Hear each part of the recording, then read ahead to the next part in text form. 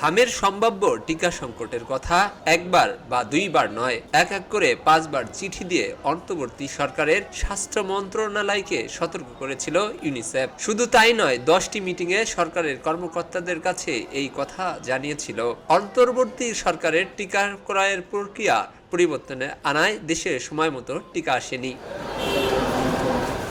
বুধবার দুপুরে ইউনিসেফ কার্যালয়ে আয়োজিত সংবাদ সম্মেলনে একথা বলেন ইউনিসেফের প্রতিনিধি রানা ফ্লাওয়ার্স।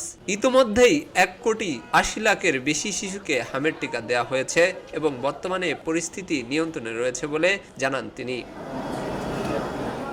2 ঘন্টার বেশি সময় ধরে চলা সংবাদ সম্মেলনে টিকা সংকটের কারণ, সংকটের মোকাবেলায় ইউনিসেফের ভূমিকা এবং ভবিষ্যতে এমন পরিস্থিতি এড়ানোর উপায় নিয়ে বিস্তারিত কথা বলেন ইউনিসেফের প্রতিনিধি। তিনি বারবার হামের শিশুর মৃত্যুর ঘটনাকে অত্যন্ত দুঃখজনক বলে উল্লেখ করেন। টিকা সংকট ও হামের মৃত্যুর ঘটনা তদন্তে সরকারের উদ্বেগকে স্বাগত জানিয়ে রানা ফ্লাওয়ার্স বলেন, সত্য উদ্ঘাটনে ইউনিসেফ সবসময় সহযোগিতা করবে। ইউনিসেফ সবসময় সত্যের পক্ষে। এস আলী দুর্জয়, খবরের কাগজ, ঢাকা।